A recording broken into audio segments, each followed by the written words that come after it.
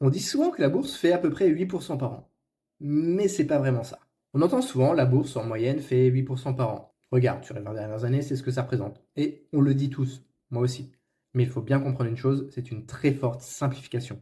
Et surtout, il est très probable que le résultat final soit très différent de cette moyenne. Donc on va mettre un peu plus de réalisme là-dessus. Personne ne peut prédire la bourse. Par contre, on a des statistiques et des probabilités.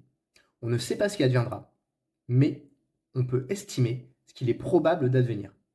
Et pour ça, en finance, on utilise un outil mathématique qu'on appelle une simulation de Monte-Carlo. Alors dit comme ça peut faire un peu peur, mais l'idée est assez simple. Quand on ne peut pas prévoir précisément, on va simuler des milliers de scénarios possibles à partir des probabilités et des statistiques. Cet ensemble de scénarios va nous donner des résultats probables. D'ailleurs, ce type d'approche est couramment utilisé notamment en sciences, lorsque l'on veut étudier par exemple la physique des particules. C'est aussi énormément utilisé pour l'étude des risques et la prise de décisions financières. C'est aussi ce qui est à la base des produits structurés que l'on vous propose. Bref, concrètement, j'ai fait cette simulation pour vous. Je suis parti de 50 000 scénarios aléatoires sur le MSCI World basés sur les données en euros des 40 dernières années. Et concrètement, voici ce que ça donne si vous investissez 50 000 euros pendant 20 ans.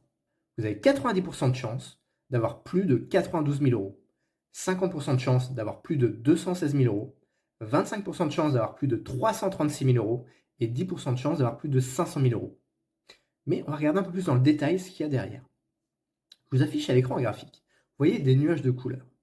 En gros, dites-vous que vous avez 50% de chance d'être dans la zone centrale orange et 80% de chance d'être dans la zone plus large, le bleu. Et surtout, ce qu'il faut voir, c'est que cette zone orange correspond à un rendement entre 5,2 et 10%, pas 8%.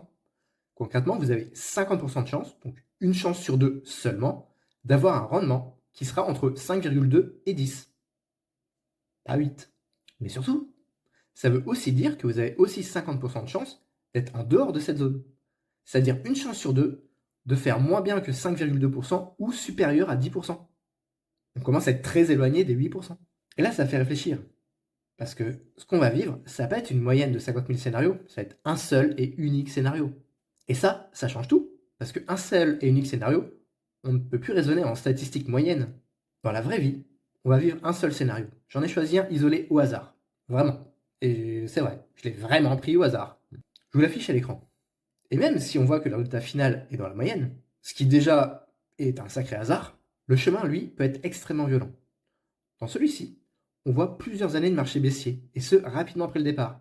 Concrètement, dans ce scénario, il faut environ 6 ans pour revenir au point de départ. 6 ans où vous ne gagnez rien. 6 ans où vous doutez des promesses que vous faites. 6 ans où vous devez avoir confiance en « non mais statistiquement c'est bon ». 6 ans où vous devez serrer les fesses car votre avenir en dépend. Et ensuite seulement, la performance arrive. Et là, on commence réellement à se rapprocher de ce que peut vivre un investisseur. Non, vous ne ferez pas 8% par an. Vous ferez probablement quelque chose de très différent, avec un chemin très différent d'une belle ligne continue. Mais ça, personne ne le sait. À bientôt!